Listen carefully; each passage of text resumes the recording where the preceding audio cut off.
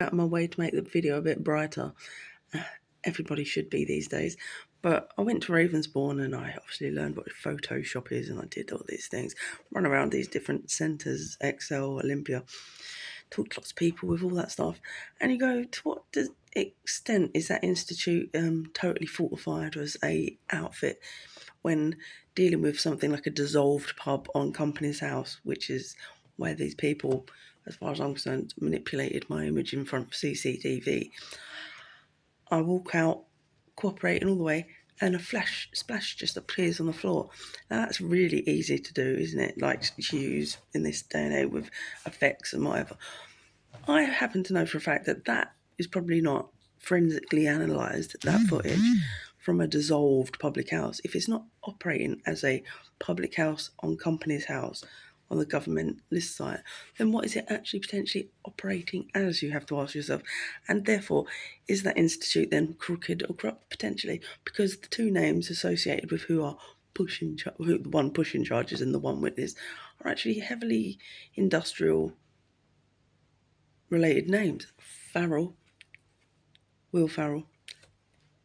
And it's very strange that that name was going through my head before anything happened. And I was like, that's very strange. I get this weird phenomenon. And it's just like, Get Hard is a film that Will Farrell's in. And on the very, literally, for a couple of days before that happened, it was just like, make her do some time, Get Hard. I'm like, what the fuck is that? This conjoined voice. It's like you feel something in the ethos getting at you long before it happens. And I'm just saying, potentially, therefore, it is footage that is photoshopped and not authentic, and it wouldn't be forensically analysed because it's not a big case. It's just like, I'm not important enough to do that. So I don't feel that that's a fair trial, and thus it won't be a fair sentencing potentially. But people go, oh, you're not big enough, you're not somebody, of course it ain't important. You underestimate the fact that I did all that. My own family underestimate the fact that I did all that. I spent 10 years around Media Institute, and they saw the amount of grotesque amounts of money that they spunk in a financial district just to film a little yellow anime and things. It's like you're talking millions of pounds, $1 billion films, and you say, well, okay. So when you put things into perspective, you go, well, that's not fair trial and that's not a fair thing. Whatever's happened here is just pure manipulation, and nobody would give a flying FUZ anyway. So it's like, I've got my truths and I know what my truths are. Now, I've wrote a 10-page letter that I'd like to get hand delivered to somebody of importance. And it really gives you a much more structural import of what I'm saying about everything that's going on in my world and why that's totally unjust. But I wouldn't even know where to record and deliver it to. So, that's irony, that you can invade and encroach on my premises and put things through my letterbox as authorities, threatening me if I don't show up at something that I know to be untrue, or potentially just the most corrupted scene going. Like, oh, we're painting with all the colours of the sewer for you because we want this to happen to you, because we feel like we're defining your character, because we don't like what you're trying to achieve. We just can't get our heads around it. And there's that side of like film world which I've even seen. And it's like, the pets are the pets and the people are this. And it's like, I got thrown off a Pokemon set when my auntie had health issues and I was just trying to stand out from the rest. And somebody said, of course you can help yourself to stuff in there. So yeah, you know what? He went in and he got himself a coffee. I just happened to get myself a can.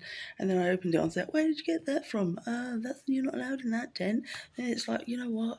This is a multi-billion-pound set.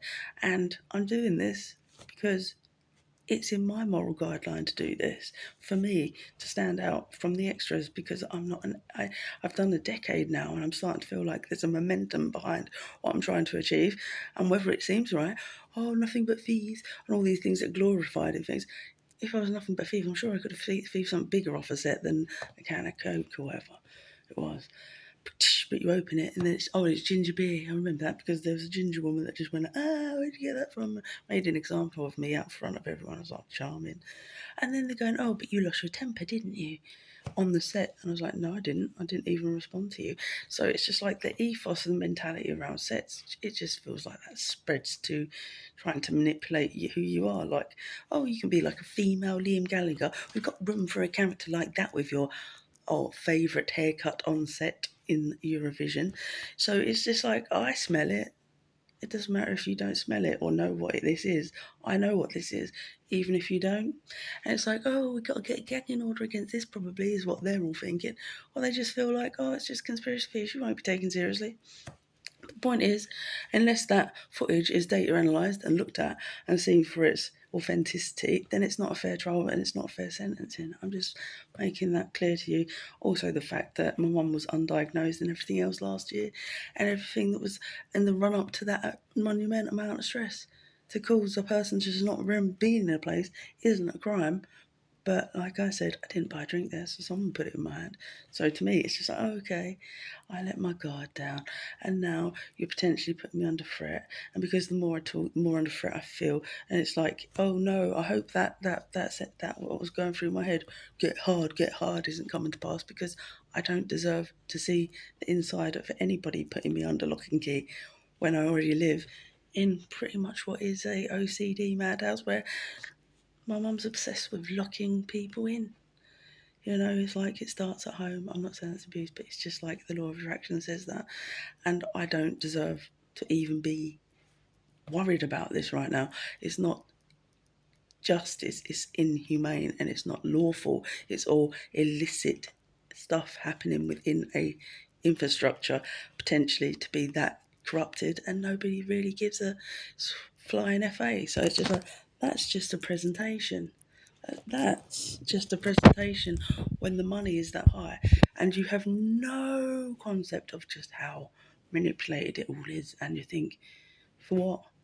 It's a misogynistic, phallic acting out all over a subject just because it potentially can. That's how I see it. I walk off. You're harassing and bullying a person in a dissolved public house. I'm walking out of the shot. You see nothing but a splash appear, which wasn't even at the first trial. You didn't show me that. There was nobody turned up the second trial. Splash. So it's like, oh, okay, oh, are you complicit to this because you just showed up at court because you shouldn't actually comply or show up in the first place. That's the way that the world's probably potentially becoming. So it's like, I don't know what we hear on the news, what we hear about stuff and stuff, but I'm pretty sure that some of it is probably like that much of the truth, and it doesn't see a bigger picture. So this is the time where A-listers are supposed to step in and go, yeah, we've got heart for you. Oh, we've got heart. You've supported us for a decade being in boring places, because that's what films is like. Boring and sin places when you're a background support. Not, you get fed, yeah. You don't actually see a lot of it. You get to, if you can see the directors directing, and you feel privileged to get the education and just what the director's doing, because the hope was that one day you will get to. And everybody's got a feature, right? Make that film. That's the thing that I'm just streaming at the moment. And it's like, yeah, I know that anybody can make a film, but you're underestimating the caliber and the quality of the film that I would like to make and what it potentially could do in just supporting community, society around towns and cities. You are all underestimating that, because the background and what it cultivated in not only working ethos but imagination that just goes, solve it. It's like, it's not kingdom of heaven and man working miracles and going, hey, look, oh, there's no more homelessness. It's actually just a working class quality design made from innovation. And that's respected in men. But I take it and say it enough, and people just go, give her a stretch in prison if you think she's challenging us. That's the energy that I come across.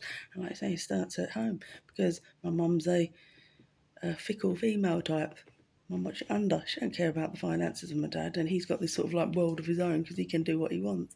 And my business is my business, and women don't really get involved in that. So it's like, okay, I get involved in that, and I'm doing this thing that I'm called to do, but because of the law of attraction, it's just like I'm just getting the worst from people that feel like I'm challenging them, like it's a fight when it's actually just cultivating my working background history and all the education that I got through those grassroots up educations at B&Q or Sky.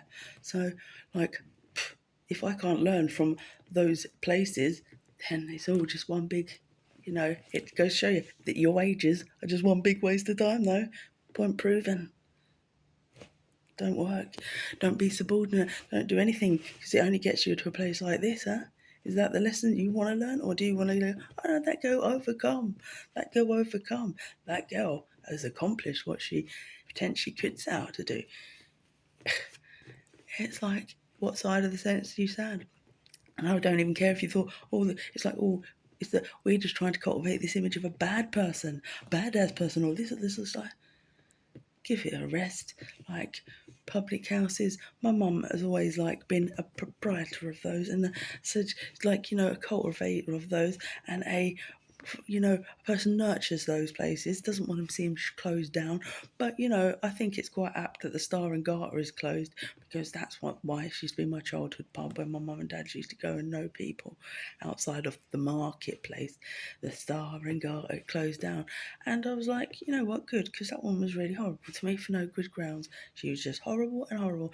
And I don't know if it's because this place area had a coke habit, and that's how I also see the film world and how it cultivates and uses, manipulates. Because on any occasion that I've been in those places, I've always smelt something very strange, like especially with the TFL one, like, oh yeah, faces recognition. Oh, we've got a bit of business for you. Yeah, we've just picked up Laura at Embankment Station. Yeah, all she did was say something, but we entered the train and took her off it as a lone female, even though she was totally under control. She wasn't even drunk or disorderly. She just shouted a word from a crowd and tried to hide it. But we got her in a van. We've driven her to the other side of London, and she's sitting in the back of the van now. Well, she's been in it for like over half hour, so she's probably started to freak out and think that it might be something weird. Is it something weird, mate? Oh, okay. All right, we'll draft in an actor and use a cell next door. He's a psychotic fuck and he's shouting and screaming all night. He's going to be cut out. The worst kind of thing, just see how she deals with it. See if it triggers her or sets her off. Okay, all right then. I went to court for that. I spent the night in a cell for one word, and kicking the door after half an hour, sitting there being really scared because I thought I'd been kidnapped by Film World or somebody else. And maybe I had, because I went to court after sitting next to a sleepless night next to a psychotic person, going, I really didn't deserve that, did I? That was 2024 TFL. I said that's a public lien, really, because it was a public disturbance of someone running around the track. It just triggered me to be like a bit like, poor man's getting arrested and getting the heavy with him. I had a year of nerve damage after 2016 because they left a coat in a bag hanging off my cuff, so I was just blowing off a little bit of steam because I never really got justice. 24 hours in custody for a basic D&D that also went to court, and that's my only conviction. So it's not really a conviction because I didn't know that you're supposed to say, I don't consent to being manipulated in a public place by police after a unit march making my way home quietly. You don't have to plead. You shouldn't say a word. It's like, I don't consent. That's madness. And if I knew that, I wouldn't even have a conviction, would I? So I haven't got any convictions at all. So fix up, look sharp. The girl is basically being subjected to what? What? 2020 you were arrested at an airport coming back from Venice? What? And the following year on a beachfront? What? And you spent 3 days in Southport? What? But were you drinking at the time? These pretend solicitors coming via that institute say to me, it's like, yeah, but the point is I wasn't at anything. I was sitting on a beachfront. And then it's like, and then the myth would go, yeah, but you were being this and you were being that. It's like, no, I wasn't. I remember the conversations. I remember everything I said that day. I was just sitting there, and these people come out of nowhere. My brother was picking me up, and he was just like, "Let him arrest you." I was like, "I don't think like my brother. I don't think I like my brother anymore. Why is he talking like that? Why should I let him arrest me? What is this? I was only arrested last year, and I spent time in the cell for nothing. So what is this now?" So it's just like it's all trying to provoke a reaction out of you. But a day in a cell down there, come down the motor they did and took me back to London. So I had 2 days in the cell because they just wanted to prove a point that we can do anything and we can break your human rights if we want to. Because I don't believe that the real metropolitan are acting on their own at all in my case. I do think that there's this involved. So that's just the terrifying part of it all. So I hope that everyone stands in understanding of that. You mean you wouldn't want to go around like, where's the Inspector Cluedos of the world that go and Cluso and all these people, your man. Where's your Agatha Christie's that actually go straight in as detectives and actually get to the bottom of the corruption and who's taking the money and what's what? It doesn't happen, does it? 'Cause this is the real world where it's just an outfit and it doesn't data analyze CTV and it doesn't do anything actually. Because you're just a small fry, and there's a lot of that around, and it's all right. If we want to make a do time, we will, and that's how it feels. Because that's how this all started for me. It all started with like get hard, and I'm like, oh no, what's that? So my truth is my truth, and I really can't afford to do that because, believe it or not, I am a full-time carer to somebody that has a very compromising condition when she starts to scream. When my mum screams, I'm like, oh my God, could a person's boundaries be any more violated? And could I be any more disempowered? This is like being a peasant in 20th century, some kind of place. Like, oh my God, these energetics are all going over me. But they've been doing that for a very long time. You'd have to make a biography about this to understand just how much adversity and challenges I actually have already overcome. I really don't need any more at this juncture. Can we turn that page? Because I did a long time ago when I sought lots of coaching and people to actually try to just blockade them out of my life experience anymore, because I don't need that side of it anymore. Thank you. I don't need it because it just seems desensitized, and ultimately the only thing it's doing is negatives. And once the law is doing such negatives, or institutes are all doing such negatives, you can't really say that you can comply to it anymore. You would really rather just be the outlaw and run away at that point and just go, please spare me in all I know and all I see and what it's actually presented as, because people haven't got the vision to see exactly what is what. And I've always said it how it is, and I've always attempted to try to make the world a better place if I can apply my knowledge.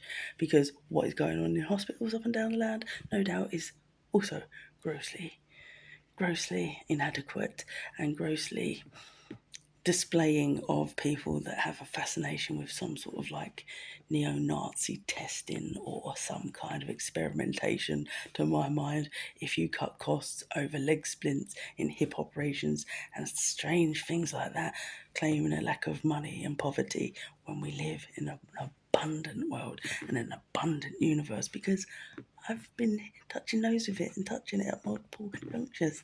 It's been seeing that world. You might not have, but don't underestimate the girl, as Danny Dyer would say. Thank you.